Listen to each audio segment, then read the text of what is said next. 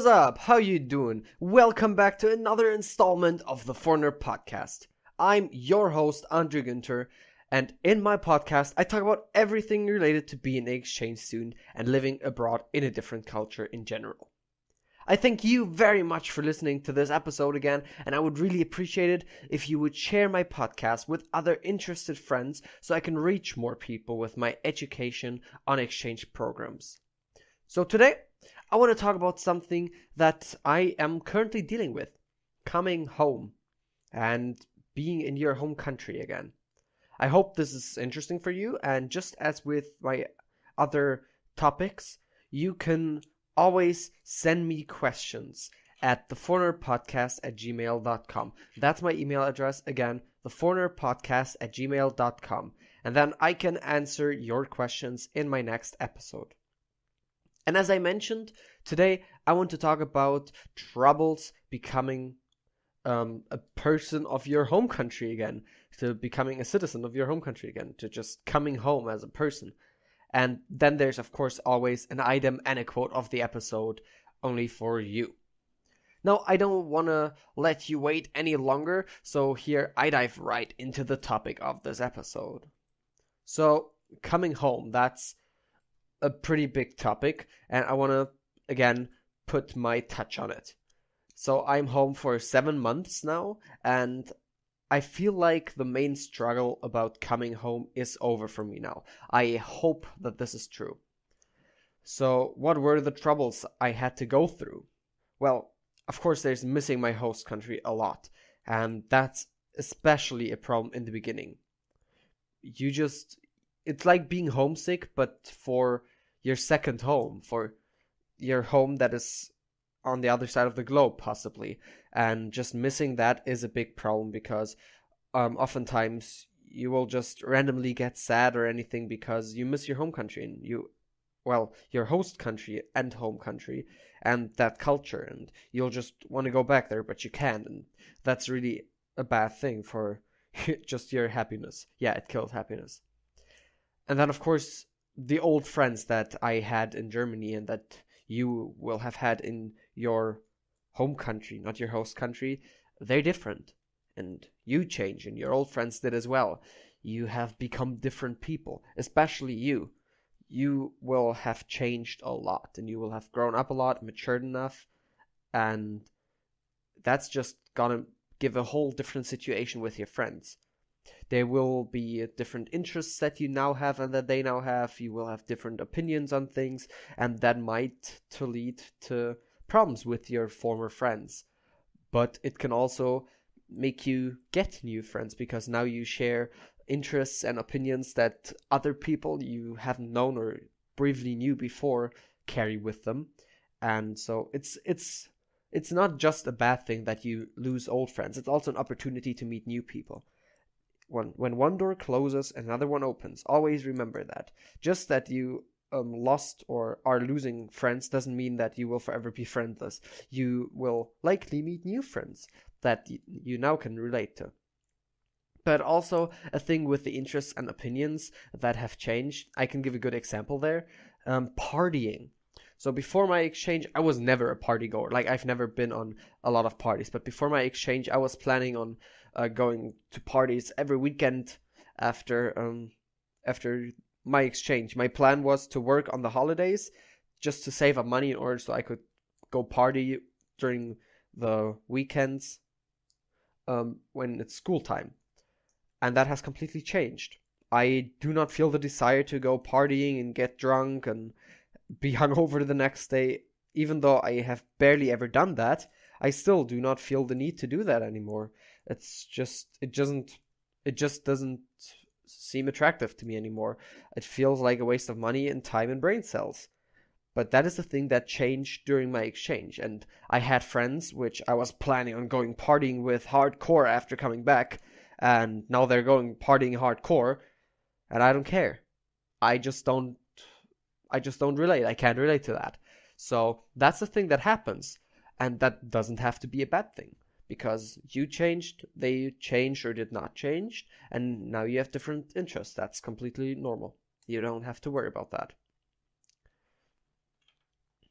Yeah, so just like that, things that were familiar to you in your home country, they may seem stupid now because you learn to like other things abroad, other solutions to problems than your host than your home culture or your home country applies to solving problems. And that's a thing that happens with the parties. I think partying is stupid and a waste.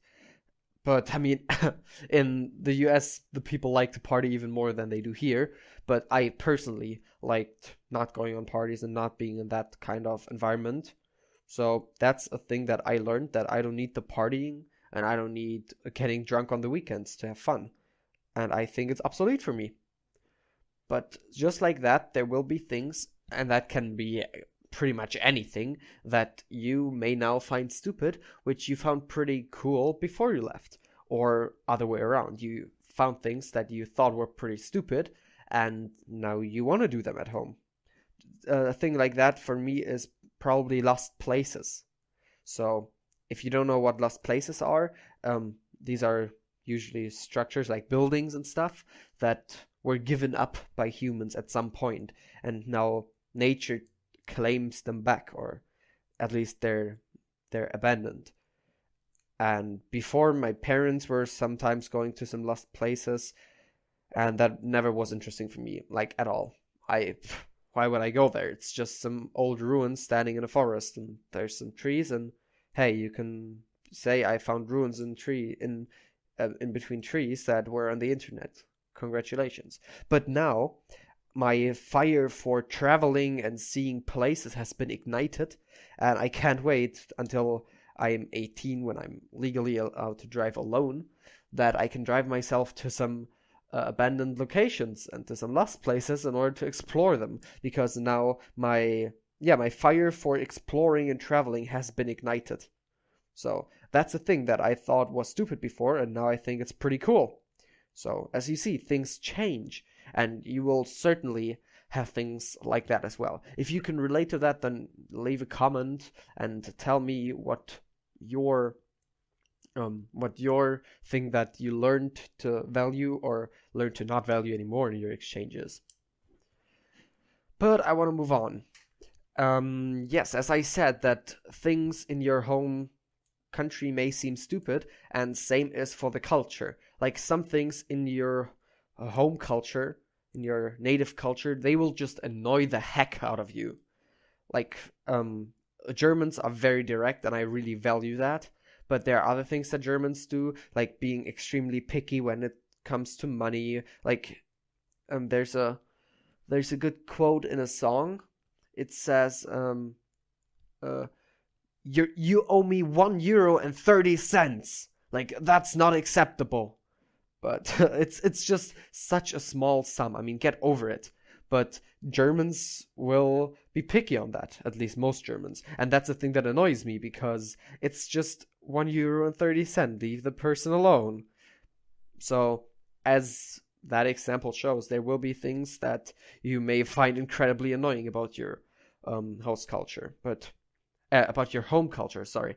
But yeah, I mean, that's the way it goes. And you certainly found things annoying in your host culture as well. Like, I found annoying that people in Minnesota were so passive and they wouldn't be correct. Like, most people wouldn't tell you if they have a problem with you or if they wanted something. They would just beat around the bush and hope that you'd figure it out, which annoyed me because in my German culture, I want things to be direct. And if you want something, tell me. If you have a problem with me, tell me, please. We need to talk about that and not beat around the bush and hope the other one gets the signals. But yeah, that's completely normal. So there will be things that you may miss in your host country, and there will be things that you miss in your home country about the other place and the other culture. That's normal. And with that, and with the cultural differences that might emerge, and the reverse culture shock that you may be going through when you come home, there is always the problem that nobody can really relate to what your struggles are. Nobody understands you, because most people that you will be faring with haven't been on the exchange, and they don't know what it's like, and they don't know what struggles you're going through. And that can be really hard, because sometimes you need someone that you can talk to, and you need someone that can help you and that can say, yes, I know what that feels like, but it's hard for you to find people like that. So that's why it's important to stay in contact with other exchange students that are going through the same problems. And of course, listening to my podcast, since I always talk about those problems that you may be feeling, so you can relate. Yay! Okay, stop the advertising. Yeah, there's just the problem that nobody or very few people will understand you. But also, that's okay. Everyone has to deal with that. Every exchange student, or at least almost every exchange student. And it helps you, it helps you even after your exchange to be more independent, because you can learn to do things and cope with things on your own without having to consult anyone. Okay, so that is that point. Check it off.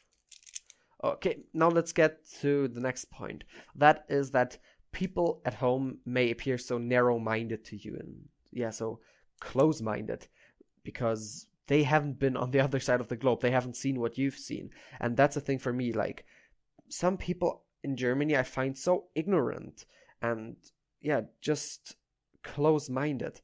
They only think about themselves and they don't communicate with each other. That's also a big thing that annoys me about my home culture, is that often people don't listen. They don't listen to each other. They just want to talk about themselves and their problems, but they don't listen to each other. And that's when many problems occur. And that's also a thing of being narrow-minded and not caring about what the other person feels like or wants to tell you, and not listening to them. That's a big problem, which I see. But I mean, I guess it works in Germany. It's just a cultural thing. And as I said, cultural differences may annoy you. So yeah, the narrow-minded thing can be a problem for you, but it doesn't need to be. I mean, it's a problem for me, and since this is my podcast and I'm talking about my experiences, because I'm only able to talk about my experiences, since I don't know how you feel, I can only say how I feel. That is an issue for me. And yeah, same thing with the narrow-minded people and not listening appears in my class. So I have a new class after my exchange. I, of course, left my old class because I basically made a break in Germany for a year, and I often can't relate to what my fellow classmates are talking about, what they feel like. And so for me, it was a big struggle to come into the new class and just having to deal with everyone there and their problems, and it's all different, and we just don't fit. Like, I don't feel like I have a lot in common with lots of these people, or these people sounds so derogatory, with lots of my classmates.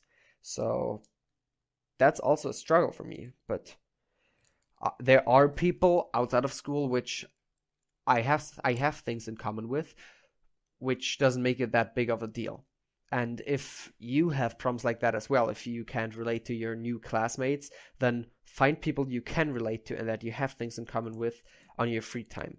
Like, school for me is mostly school and nothing else.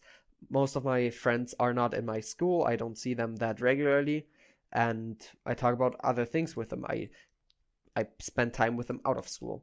So if you have problems finding friends in your class, well, think about finding friends somewhere else. Oh yeah, that's interesting. A thing that has been told me by Germans is that I identify with my exchange and that I define myself with my exchange. And now that's a thing that I would not sign up.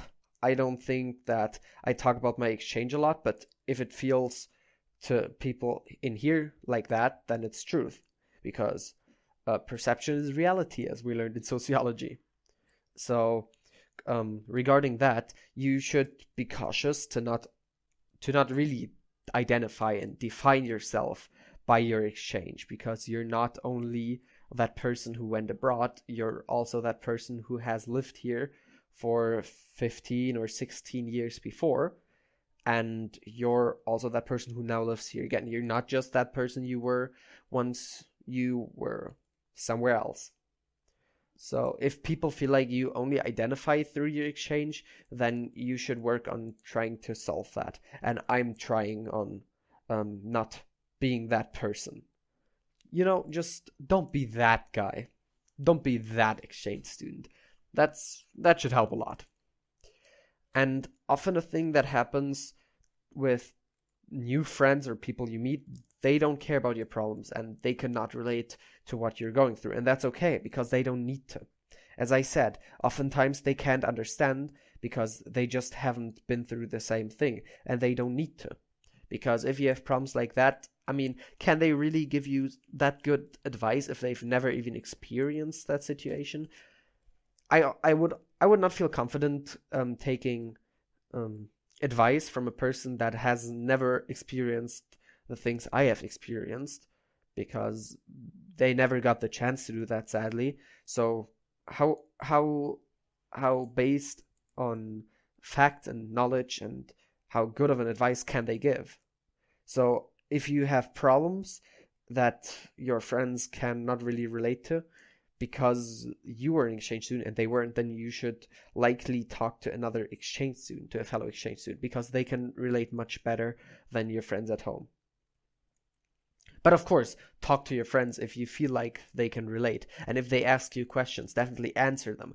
I don't want to encourage you to make yourself two separate lives, one that you talk about with exchange students and one where you don't. I mean, you're still one person and you should fit everything under one roof. Yeah. So if you have any more questions or advice for that, also for others, then comment on my website or send me an email so I can talk about it in my next episode. And the email address again is theforeignerpodcast@gmail.com. But now we have the problems that I had in my home country. But there are also problems with the people and with my host country. First of that is just that the contact slowly dies off. In age of social media, of course, it's much easier, but still, you won't have deep talks or long conversations with people from your host country anymore, or at least not with a lot, maybe with some. But I mean, it's just a different quality, and that's normal. But that can make you pretty sick and sad, and it makes me sad. But yeah, I mean, it's the way it is, and the other former exchange students, which I know, told me that it was going to be this way, so I was prepared. And it's not that bad yet. I still have lots of Snapchat streaks going on with people in the US, and also if we lose them, we get them back. But I'm really interested in seeing how long that'll work. My fellow exchange student friend who was an exchange student before me, 2 years, I think, 2 years before me, he said he gives me 1 year. So we'll see. We'll see how long that works. 7 months are done. Only 4 more to go. No, 4? No, 5 more to go. 5 more months to go. If I then still have my streaks, that's good. And going along with the contact slowly dying off, there's just the factor of forgetting. You will forget things that happened, and you will forget people, or at least it starts by forgetting their names and forgetting things you did together, forgetting how they talk, yeah, how they feel, how they smell, stuff like that. You'll forget that. And I mean, it's normal. Again, it's normal. Don't be scared of it. But just you need to acknowledge that it does happen. And you don't need to be extremely sad about it because it's just the normal way. And the things you learned, you will still know. But some experiences, they will just fade away in memory. But likely they will reappear sometime in your life, but they may not be present all the time. And that's just the way it is. Yeah, as I said, you will forget how everything feels and how it felt walking down the street to your house and how it felt sitting in the football stadium, how it felt eating that weird food you haven't eaten before, how it smelled being at the fish market or wherever. You will forget things like that. You will forget the prayers in the church or the prayers in the temple or whatever. You'll forget those things. And it's okay. As I said, it is okay. It is what it is. You can't change it. So don't fight it. Just try to be cool with it and try to acknowledge it. I mean, you can of course work on not forgetting as much as you can, but it's not that easy. And don't be stressed out. Yeah, don't punish yourself for forgetting things or doubt yourself or stuff like that. Don't talk yourself down. It's normal. Everyone has to go through this kind of problem.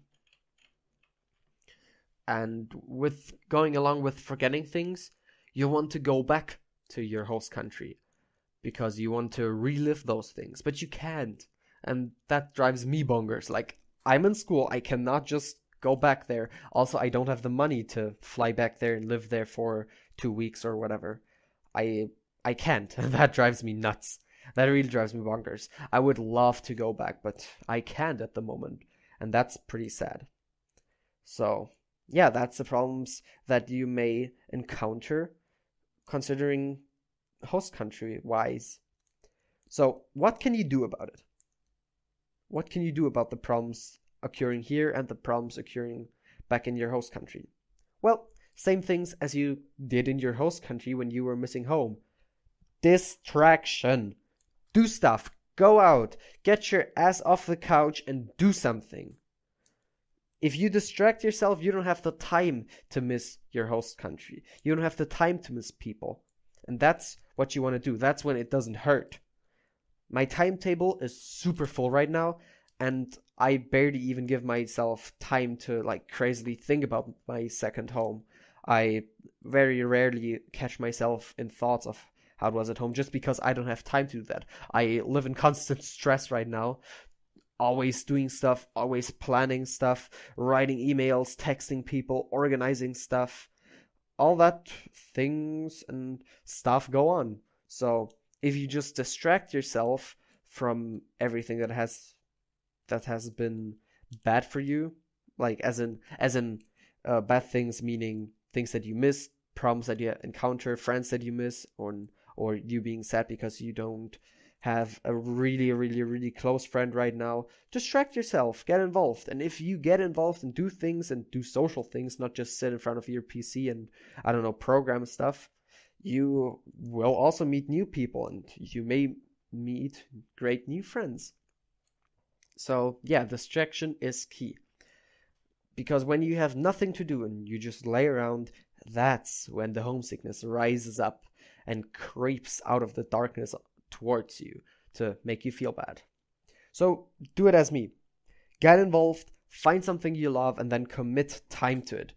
Distract yourself, and it will be much easier to readjust to your home.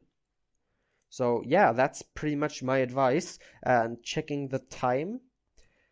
Yep, that's gonna be a shorter episode. But hey, the last episode was a little bit longer, so this one's gonna be shorter.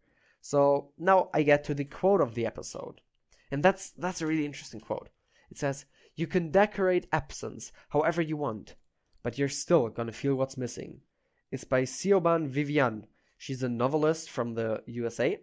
And what this means to me, this quote, is that you can distract yourself from the absence and you can work with the absence of your home, of your host country, of your second home, and of the people, but you're still going to feel that they're missing. So you cannot completely lock out everything that is connected to your host experience and to your host country, but you can at least make it prettier and make it hurt less. But it's still going to be there, and don't expect to completely forget about it or to completely be okay with it, because that's a thing I would say you cannot achieve, and that's not the aim to achieve.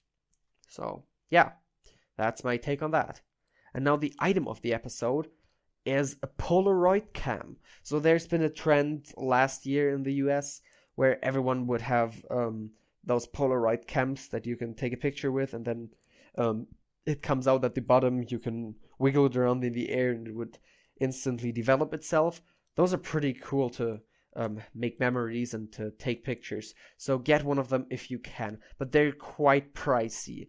So yeah, I think a good one would be around 80 euros. I don't know. I found one when I was in the US thinking about buying one that was $60, but that could be because of the trend that was going on. So yeah, I'll put a link to a good one on my website so that you can get one that has a good price and it delivers for the price it has. Yeah. So that would be it for this episode of the Foreigner Podcast. I thank you very much for listening. And as always, it would be awesome if you left a positive review and shared my podcast with other friends that are interested in what I talk about so I can reach more people.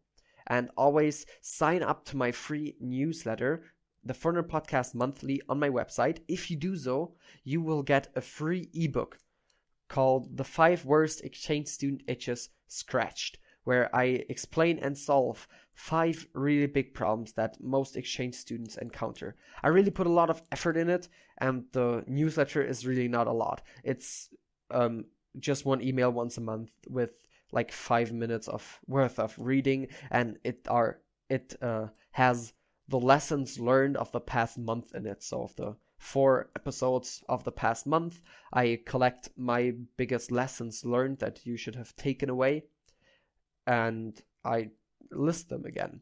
These are usually around 10 lessons learned, and most people that have already subscribed to it like it really much. So if you want to be part of that as well, then sign up on my website for free. Don't cost anything. You can unsubscribe from the newsletter at any point. Just check it out. I promise, it'll be great. And now, thank you very much for listening, and bye-bye. See you next episode.